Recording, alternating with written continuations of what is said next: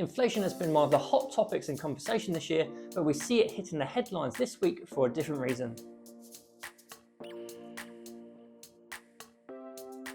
My name is Jack Reeves, and on today's episode of Tax Tidbits, we are talking about how inflation is unexpectedly lower than estimates had predicted.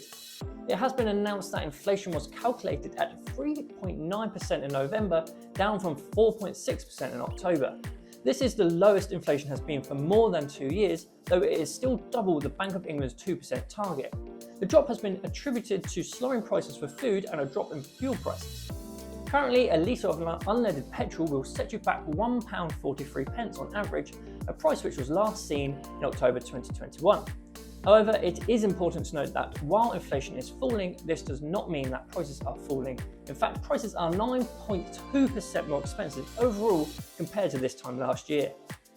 The Chartered Institute of Building has published a report indicating that concerns about construction standards have made people lose faith in builders, preventing them from purchasing new houses. The CIOB survey shows that though there has been an improvement in the quality of new homes, over half of its respondents believe that old houses are of better quality than new ones. It is well known that failures by some high-profile companies have raised concerns, and the UK's housing shortage, increasing property prices, and the government's failure to meet construction targets annually also contribute to the same problem. The CIOB points out that house builders need to do more in order to show buyers they can offer them quality and make sure that new builds are efficient in terms of energy while adhering to very strict regulation. However, many issues remain despite this effort, including cases where homeowners face damp or bug infestations in their newly built houses. Critics argue that inspections should take place throughout the building process so that problems might be identified before homeowners receive keys to what could be problematic homes.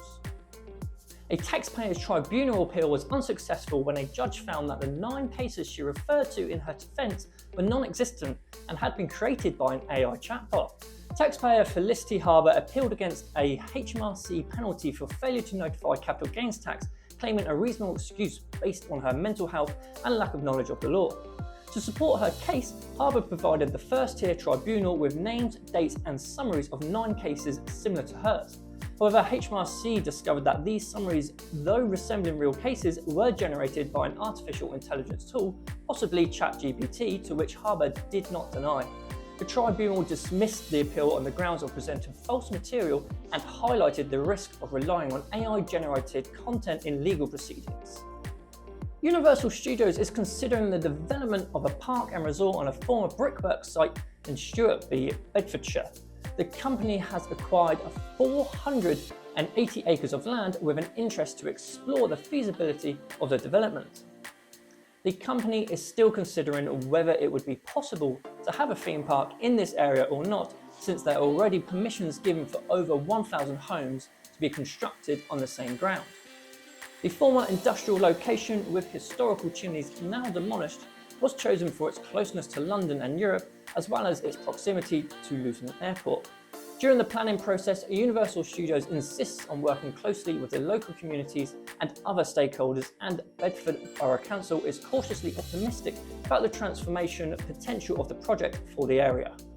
This year, wasted wind power is expected to have added £40 to the average UK household's electricity bill, with estimates suggesting it could rise to £150 by 2026. Excess wind power during high winds leads to grid overloads. This means that gas-powered stations take over, with resulting costs being passed on to consumers. The UK government plans major reforms to accelerate the construction of energy networks to accommodate additional wind power.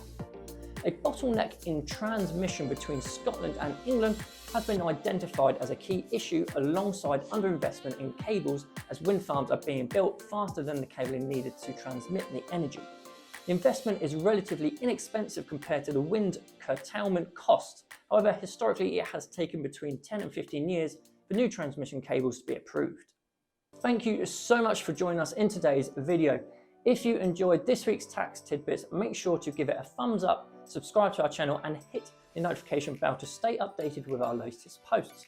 This week marks the last episode before Christmas, so we hope you have a good one and we will see you in the new year.